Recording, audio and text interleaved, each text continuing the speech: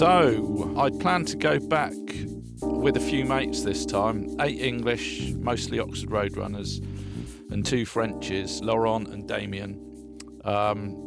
We were going back a slightly different way to the Dieppe ferry port, but first of all we were going to stop off in Stator for the night. Slightly annoyingly, there was nowhere to recharge batteries and phones at the rally site, and all I had was dead batteries on everything. But I mean, we only had 170 miles to go, and there was 10 lambrettas in, so I probably didn't need to film it anyway, because what could possibly go wrong, right? Right?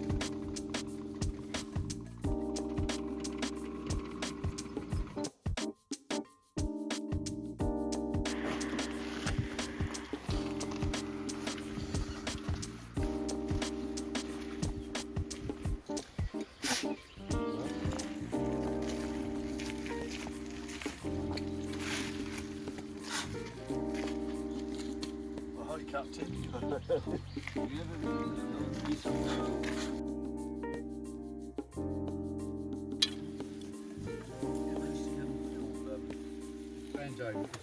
Oh, you don't need that, yeah. Anyway, while the adults are fixing Rusty's Stator, I thought I'd take this opportunity to give this series to a damn good thrashing up the road to try and clear it up, because those mid-range spluttery gremlins were back.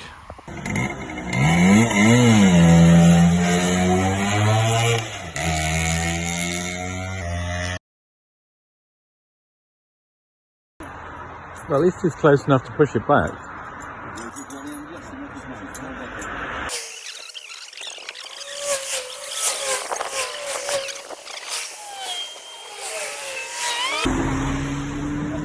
Diagnose the problem properly now, anyway. You still go in,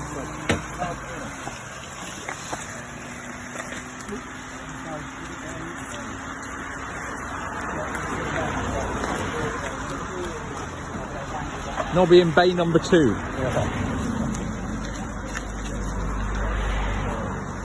It's all footage, Nobby.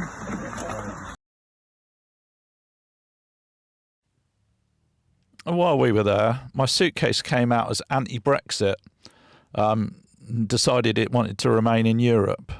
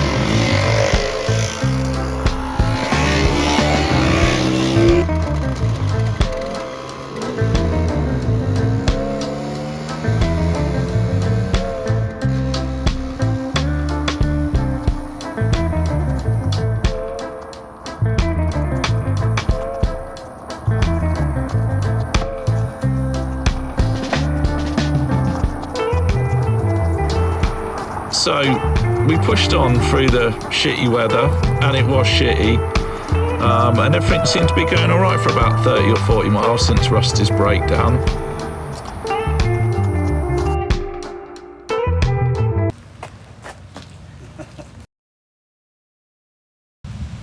I'm going to have to do an audible future me here, aren't I? So firstly, the footage of this is a bit disjointed because all my camera equipment, phone, everything was dead. And everyone else's phones and everything were all on one bar. So we didn't quite capture the moment. But basically, my new BGM Stator that was only put on there 600 miles ago had packed up. The circuit tester was telling me that the pickup had stopped working. So obviously that's a bit of a nightmare, changing Stator in the rain at the side of the road. But on the other hand, as soon as I put the new Stator on, she was running a whole lot better. That mid-range splutter had disappeared. It was running a lot smoother. a lot more perky. So basically, I'm 99% sure that, well, I'm not 99% sure, I'm 100% sure that had been my problems all along with the gremlins that had been bugging me every now and again all the way there. And also the initial nightmare starting up problems where I couldn't get it to run right, and the reason that I was a good day behind. They're not coming back. They're waiting up the road for us. Oh, okay. So they're nice and warm and dry. Well, they're not inside the road. How does it look? So you're having to change the Stator plate, Nobby? I am. What happened? Oh, can I have that 17 mil now? Oh yeah, I'll get it right now. Hang on. We've managed to get a couple of GTSs, haven't we? So that's the new Stator plate going in. Oh, that's my fucking job. Well, you can just dub over it. Oh, okay. These are really tight as well, aren't they? These Get the circulars coming out. There's a running properly and there was a fucking screwdriver wedged in there. Really? He left it in there when he was... I did that with Had a few Stellas while he was sitting in it, probably.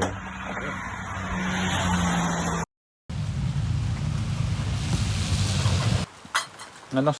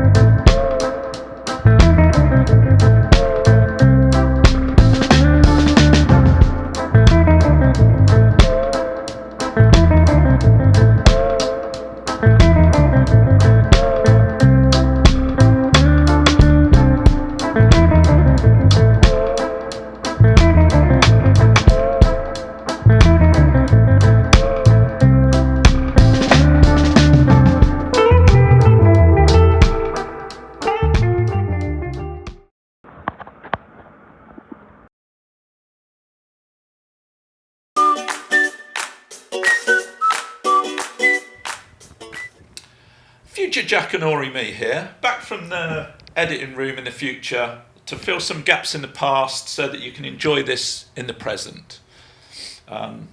Something. Well, I say enjoy, just listen really, but it probably will make more sense. So anyway, this next bit needs a bit of explanation, trust me, bruv. Where do I start? So we got about 30 miles down the road after replacing that brand new BGM Stator that had done about 600 miles with the new BGM Stator. And she was running sweet, probably best that she'd run so far. Mid-range had cleared up.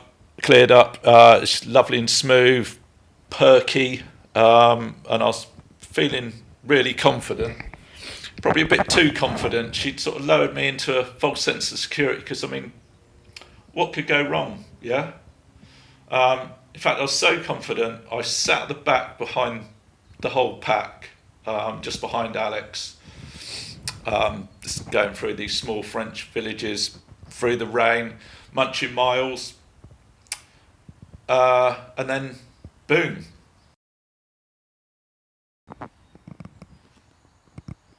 Dodgy lights in her.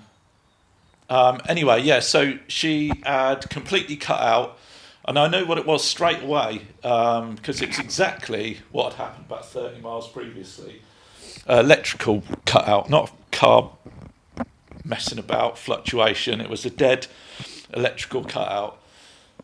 So I just watched everyone disappear off into the mist, pulled over, sprayed a bit of WD about, checked the plug cap, still no spark, so got the multimeter out, checked the stator, and the pickup had gone again. Like, what the fuck? After 30 miles. And this is where I started to panic a little bit, because I had no battery on the phone, I had no batteries at all, there's no phone boxes, because it had taken me like 5 or 10 minutes to take the panels off and get everything out, I knew that no one had seen me break down, and they were probably a good 5-6 miles away, done a few turn-offs, so they would have no idea, they probably wouldn't know where I was or how long ago I'd broken down. And I don't know if you know France, but on a Sunday, everywhere is closed, and I mean everything. Garages, restaurants, supermarkets, nothing's open at all. I was in the middle of nowhere. In fact, I didn't even know where I was. I had no spare stator or parts. I've no way of telling anyone where I was, especially the rest of them that had the tools and parts on them. So I was stuffed. I didn't have a plan B. The plan B was gone. I'd already used up the plan B and C, so it was looking pretty bad.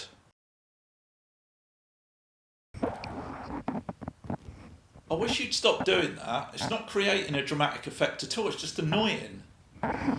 Anyway, where was I? So I was stuffed. No phone, no friends, nothing was open. I was cold, I was tired. Were you there? No, stop it, Nobby. You get the picture anyway. So as I was sat there contemplating my life and where I'd gone so wrong and wondering what the hell I was going to do next, I heard that unmistakable buzz of a lambretta in the distance, and out of the mist came a headlight, and I noticed straight away it was Alex, which was a massive relief. Not only obviously because I was going to get some help, but also I knew that Alex had a stator on him. I mean, what are the chances of that?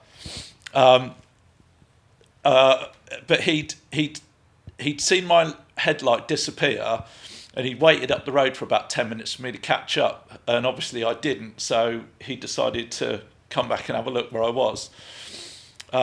So So brilliant, yeah. We both decided to start dismantling my scooter by the side of the road after a chat. I mean, the only problem was it was absolutely lashing down, so that was going to be a bit of a bummer. And just as we were taking the flywheel off, we noticed a lady had come to the gate and started talking to us in French. And I didn't really pay much attention because I don't speak French. But Alex does a little. And they had a little conversation.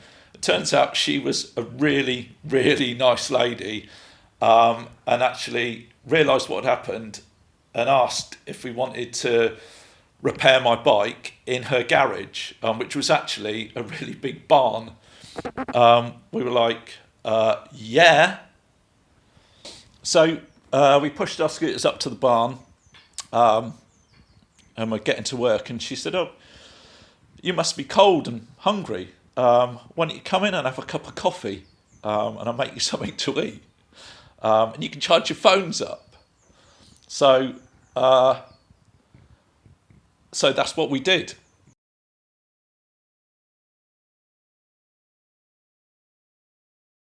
So I'm like, what the fuck is going on? 1 minute, I'm broken down by the roadside in the middle of France, not really knowing where I was, having no way to communicate with anyone, not spare parts, everywhere's closed. I'm cold, I'm soaked through, I'm tired, I'm hungry. Were you there? Mark, I've told you about that, haven't I? Where was I? Oh yeah. And the next minute, I'm like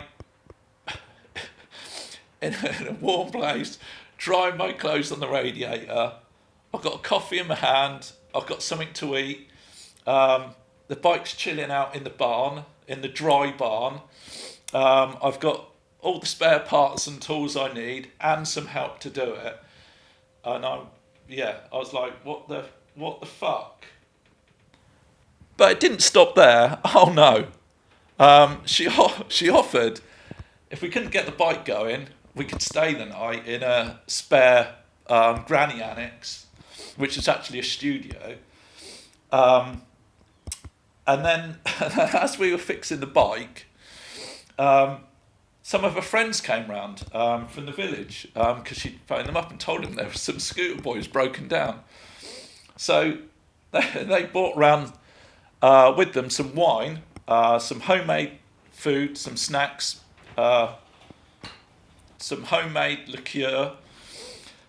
So after we finished fixing the bike and got it started, we then went and all sat down at the table and had a lovely little meal with glasses of wine and a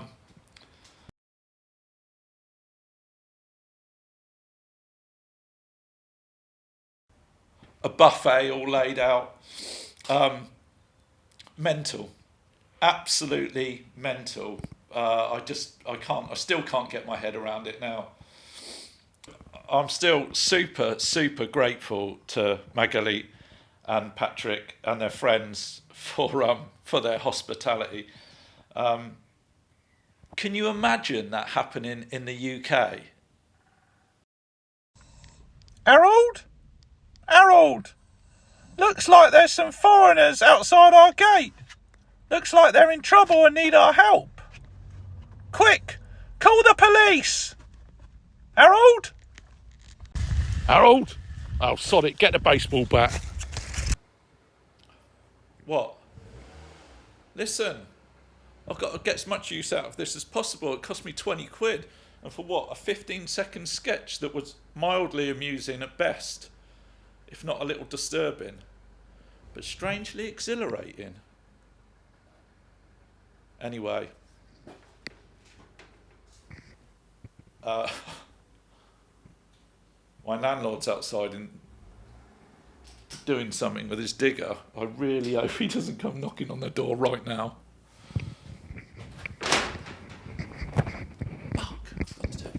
Anyway, much as we'd love to have stayed there, we really did have to get a move on because we wanted to make it to Santra by, well, at least by the early hours anyway.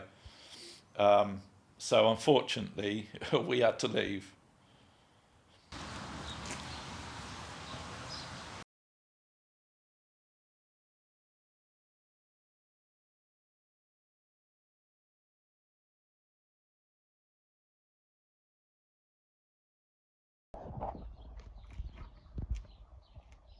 Do you think they're watching my video now? You might have less sympathy for us if they've seen the video and realise what you've done.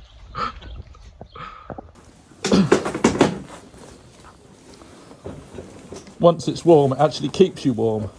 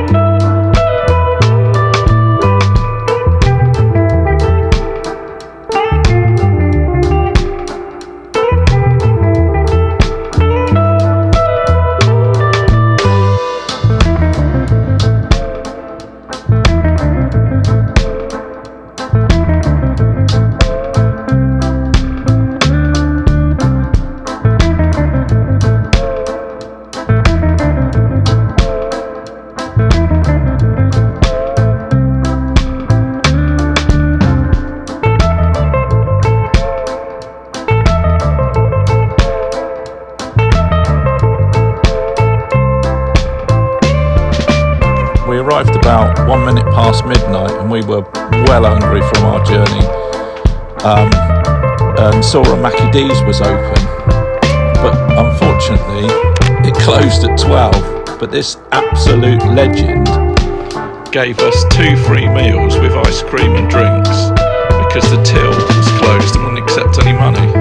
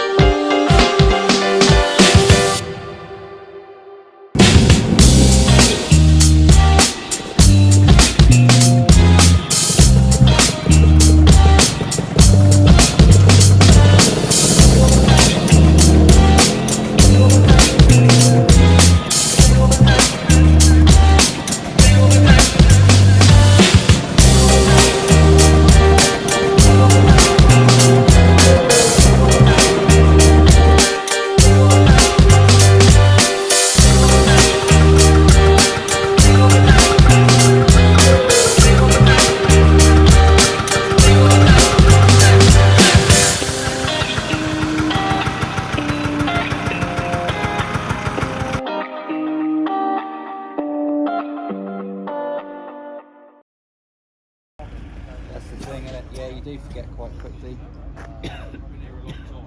Yeah, yesterday was a fucking night. It's alright, you don't have to justify it.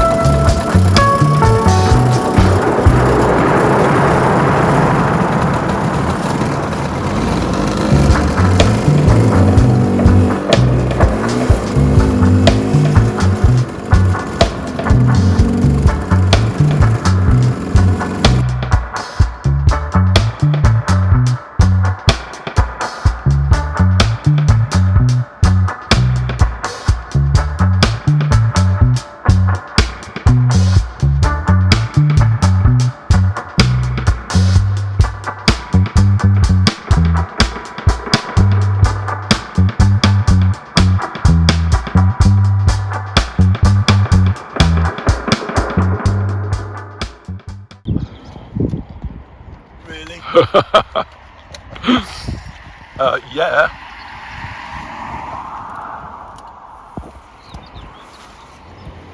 We're at the last.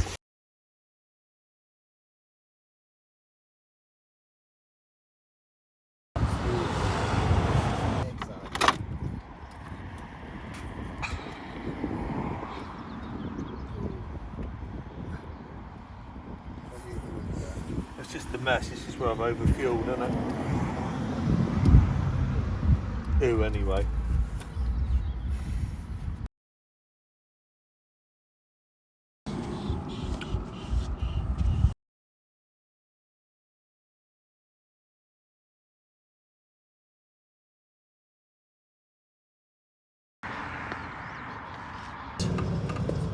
So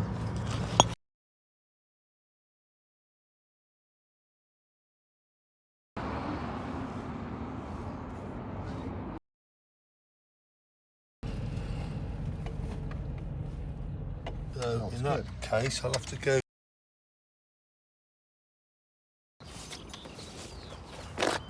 Stop it. Get off. No. Oh, go on now. Will it start?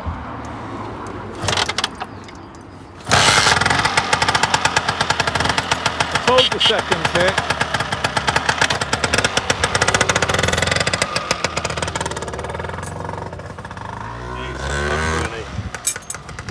He's the fucking dog's bollocks. That man.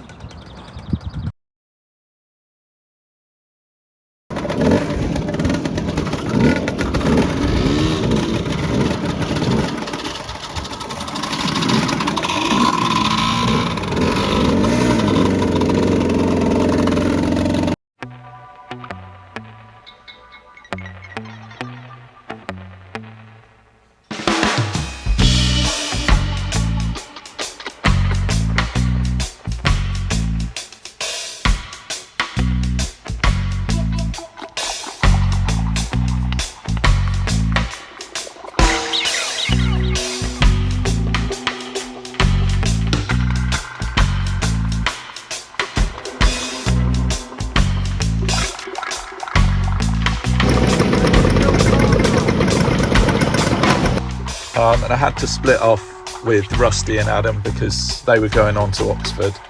And there's a whole other story that goes along with this little stint.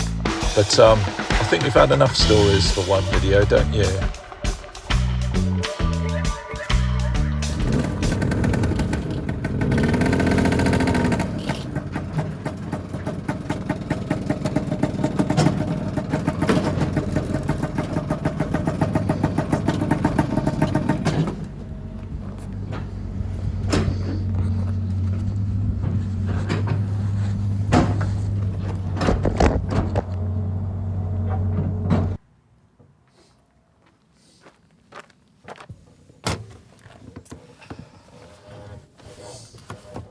Right, so we made it back, obviously, by the skin of our teeth.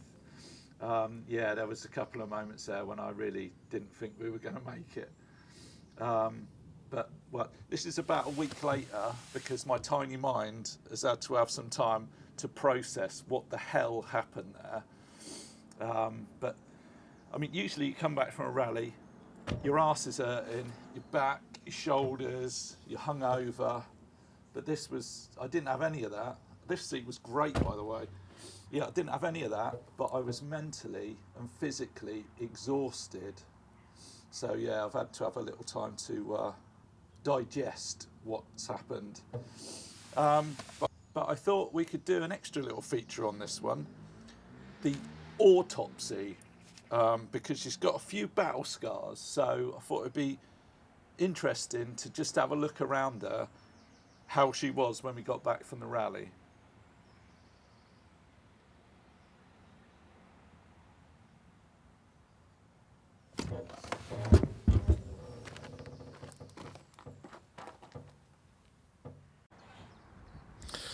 So, lost my tax disc. Really grateful to Stu and Lloyd, who are behind me, for stopping and picking that up, because I was completely unaware that that had flown off. I would have been gutted if that had been lost, because that's part of the history of this scooter. I've got another little split down the side of one of my welds, so I've got to weld that up. I did do that in a bit of a hurry, so I'm not surprised. Yeah, that was annoying, but one amongst many rattles, as you're about to see. So the floorboards all came loose. I didn't have any spare nuts and bolts to bolt them up, so that was slightly interesting. I found I had to keep my foot on there all the time to stop it doing that, so I found if you had your foot on the front of it, it made more of a bassy rattle, and if you put your heel down, it made more of a tinny rattle as you were going along. So I was sort of playing little tunes there as I was going down the road.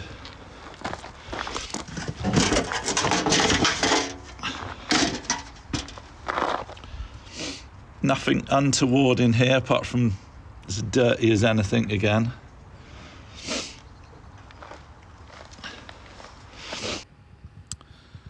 My LED light packed up, but I messaged the guy I bought it off and showed him that it was getting power and it just wasn't working. And fair play to him, he said send it out and he'd send me a new one straight away, so that's hopefully in the post coming. Yeah, this floorboard, that's fine, absolutely fine.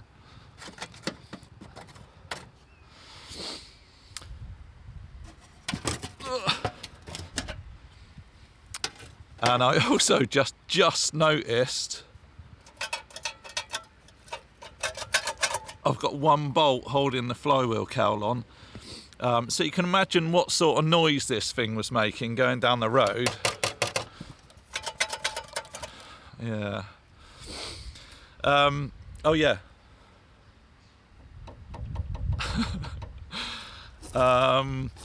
I didn't have any nuts and bolts on me or any brackets, so I just had to tie wrap this spare CDI on. I only did that because this was my spare CDI with HT lead and spark plug cap on it that I'd taken as a spare, and I just wanted, when it all started going tits up, I just wanted to take this CDI, HT lead and everything out of the equation and just fit a whole new side without the green wire plugged in, just to eliminate everything, just to prove to myself that it was the Stator that was giving the issues. But yeah, obviously I didn't have anywhere to put it, so it was a temporary fix that did last about 350 miles. So what else? Oh yeah, still got loads of tread on them BGMs, which yeah, my mate Adam didn't when we got to the ferry. Everything else managed to stay on the bike under here. I think this is a site a few of you might relate to. The post-rally toolbox, absolutely everything covered in two-stroke oil. Lovely. Which actually brings me to this, your two-stroke oil can or bottle behind the leg shields, which made it a lot easier to get to and don't have to like hunt around in your toolbox or your bag or anything. And if you spill any, it just goes all over your feet instead of all in the toolbox. So it might be something I investigate on doing in future bikes. This Chinese charger, as we thought, lasted about 10 minutes. And yeah, obviously doesn't work anymore.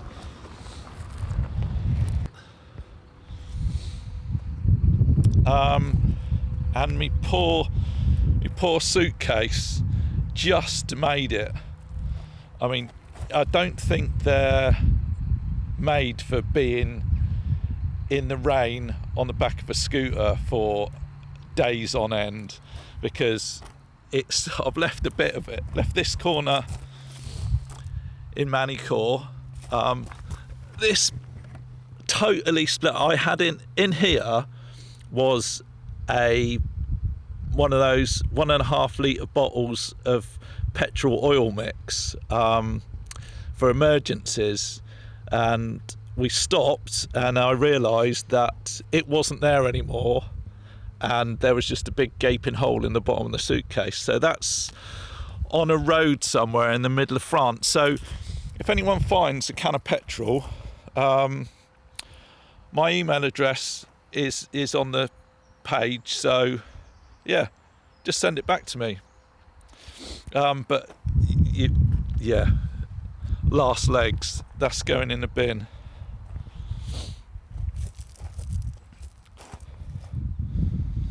Oh, this seat was probably the best seat I think I've ever had on a lambretta. Right, and back on the ramp. I'm no Barry Sheen by any means, but I managed to scrape this exhaust, and we caught it on a few sleeping policemen as well, quite badly, so bear that in mind. This is quite a low slung clubman, although I did have a lot of stuff on the back, which probably didn't help, and that Escort shock I was using, the Indian Escort shock, they're quite soft, so that probably didn't help either. But I still think it's quite low hanging exhaust. No real oil leaks, just one coming from the kickstart, standard.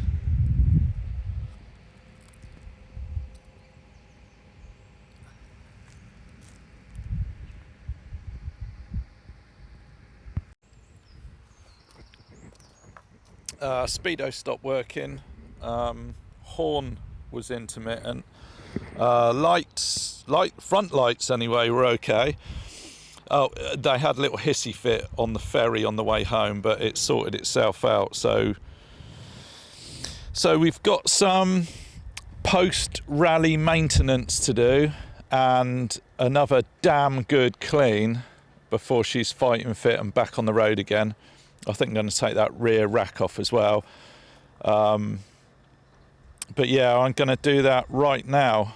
So I'll see you in a minute. Right, that's it. I'm calling this video a day now. I'm calling this video a day. I'm putting a stop to... right, this is the end of the video, for fuck's sakes. It's over 2 hours long, and even I'm sick of looking at myself, which takes some doing. But I guess there's just a couple of loose ends to tie up. One being, I got my gory head spacer, and this is what was missing out the gory kit. This head packer, look at it. I've never seen anything like that in a cylinder kit before. I've no idea why they do that, but anyway, it's completely unique to the gory kit, so I couldn't get it from anywhere else. It's not like a head gasket or anything, it's like 5 or 6 mil thick. Anyway, they sent me some nice books.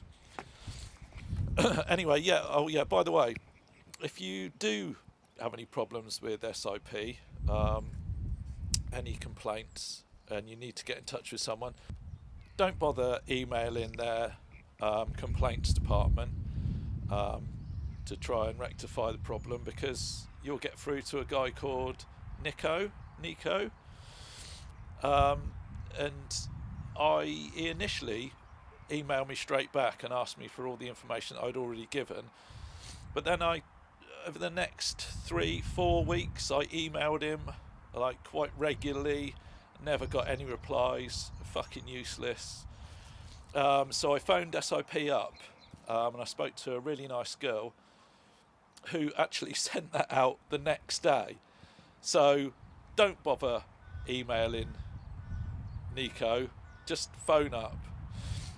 having said that, you probably, if you're in the UK, you're probably better off just buying it from a UK dealer anyway, because obviously they're a lot easier to get hold of, and also you'll be putting money back into the British economy. And I mean, a lot of the scooter dealers in the UK get their stuff from SIP anyway, so it makes no odds. And I was just trying to be clever by getting it a bit cheaper, but with tax and everything, it really doesn't make any difference whatsoever. So yeah, just use a UK supplier. And I'll do a bit on the BGM Stator failures in a minute after this bit. And oh yeah, but there'll probably be a short part 6 because we still haven't got this dyno, so it'll be a dyno one, and we haven't done Scooter Karen of the Month in this one yet. But remind me never to do one of these get it ready in 3 weeks videos again, because it's too much. It's just too last minute. I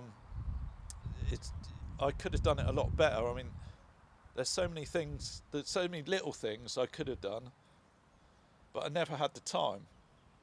But they're always on my mind. Always on my mind. Anyway, that's it for now.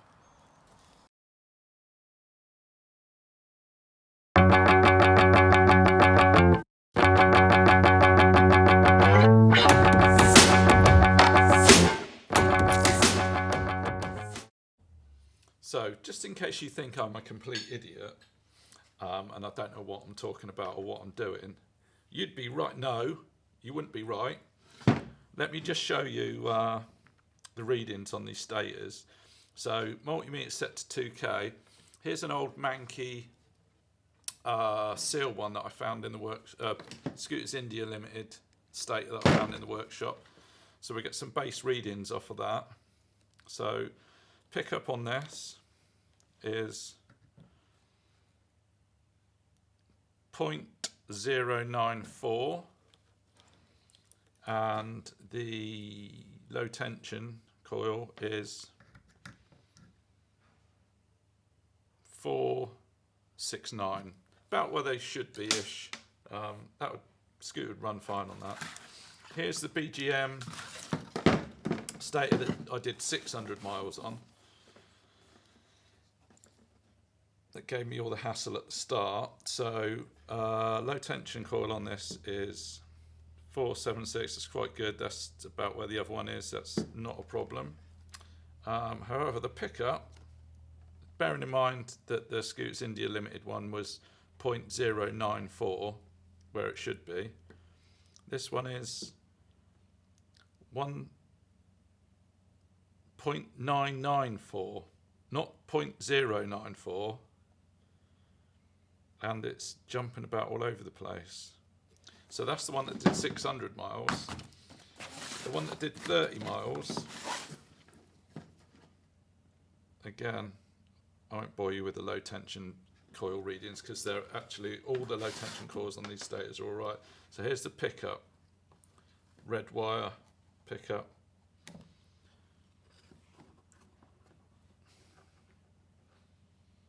And this one is, come on.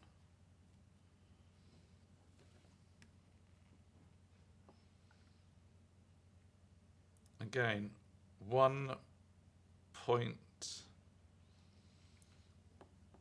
and that's jumping about all over the place as well. Oh, okay, settled down. So 0.983, whereas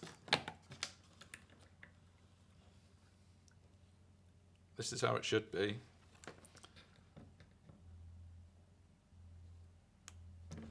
Oi.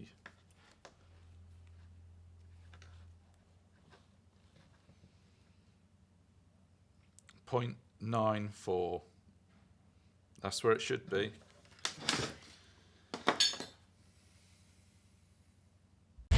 So, having seen that highly scientific and professional test, you'll have noticed that both of those pickups were absolute toast. One had done 600 miles, the other had done 30, which is pathetic, if I'm honest. I think that works out to something like, because they're about a couple of £100 each, aren't they? Oh, sorry, they're £100 each. So that's a couple of £100, I think. So it's about £3 a mile. So not miles per gallon, it's miles per stator. Sorry, I'm a bit distracted. I'm taking the dog for a walk. No, wait, I can't go through there, can I? You foolish youth. I can't go that way. Come back this way. This way.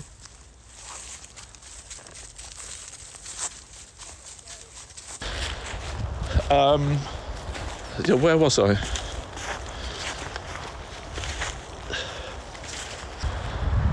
So I'd like to give my opinion on it, but oh shit.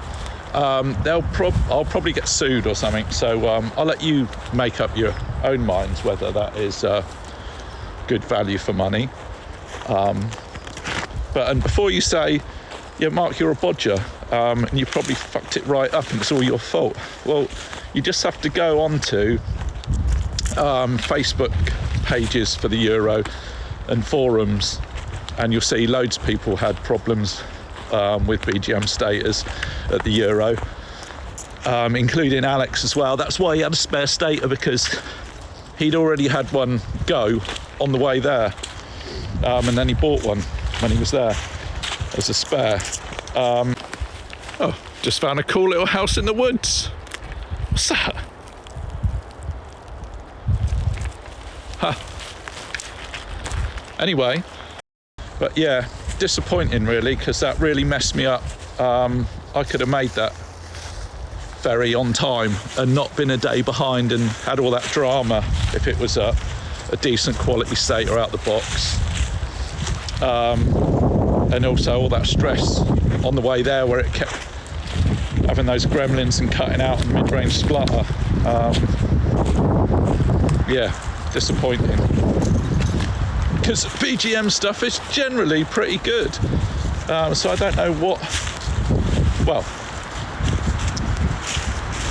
this is my opinion anyway. The original BGM Stators, the first ones, had black pickups. They've obviously changed the manufacturer somewhere along the line and they're now red. These red ones seem to be absolute rubbish. Well, you can any pickup that only lasts 30 miles. Yeah.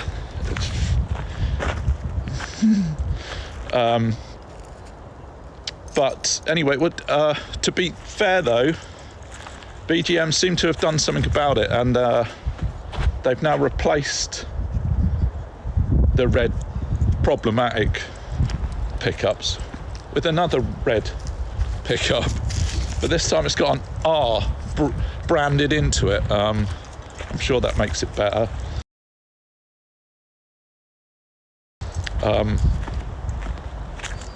But yeah, really, really annoying, and I personally won't ever be buying one again. Ready? Right, so that's nearly 5 hours of highbrow, high-quality entertainment you've got from me for free. So all I'm asking in return is that you subscribe, because that really helps my ego. Ready? Cute dog video added for attention.